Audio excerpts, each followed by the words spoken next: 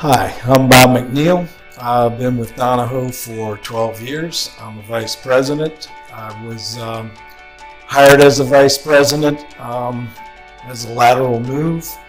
I started in this industry as a superintendent, moving up through as a project manager, ultimately working for a construction management firm for 15 years or so. Went out on my own with a developer for a couple years, and during that transition period of time, I was heavily persuaded to come to work for Donahoe. So a typical day for me is I'm involved in anywhere from 2 to 4 projects at any given time, some in pre-construction, some that are in the field, but generally I'm working on the gray areas, if you will, or challenging aspects of a project. To me, a successful project is when I'm having very little to do with it. It's meaning the team is doing their job, and my coaxing, if you will, I'm always trying to provide a positive attitude on a project. Which goes into my philosophy on these projects. There are so many things out of our control that we're contractually expected and directed to control. Really the only thing we have under our absolute control is our approach and our attitude. And to set a positive attitude on a project generally results in a positive project. Everybody understands that these projects take on their own personality.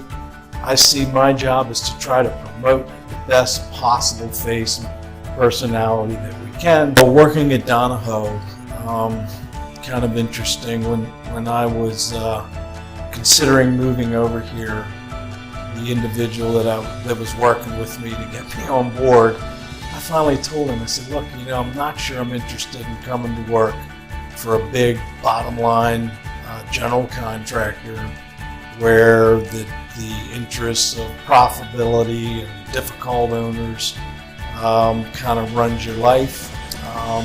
His comment to me was, Bob, we're not that way. We are more about family and friends, and we are able to keep the ethics that we have in the morning through the afternoon, and we go home at night and eat dinner with our family. And that's kind of sums up the whole attitude, philosophy of Donahoe. My first day at Donahoe, the chairman of the board at that time was Jim Donahoe. Came into my office, and he understood that I was going to a difficult project that Donahoe was in the middle of, trying to create the best end maybe that you could with it. He walks in my office and he shakes my hands, welcome aboard, kind of looks around and says, well, if you find where you're going that we've got some of our own issues, we need to take care of them. Whatever we've done wrong, own up to. If it's not our issue, the responsibility needs to be put where it belongs. We treat people fair and reasonable. And look, that's about it. Walked out. And that 3 or 4 sentences pretty much defines, in my world, what I've seen and pretty much the way that everything operates here, exactly the philosophy of Donahoe. If I could give my 20-something some advice, it would be a very soft lecture on goal setting. Which at the time everybody's, oh, let's set goals, and to me that was like having to take the garbage out.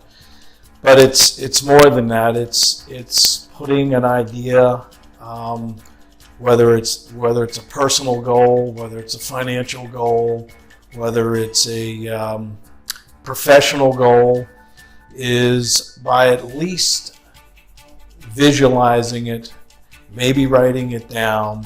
It seems to take on one form or another. Somehow you seem to achieve these goals, whether they're 5-year, 10-year, 20-year goals.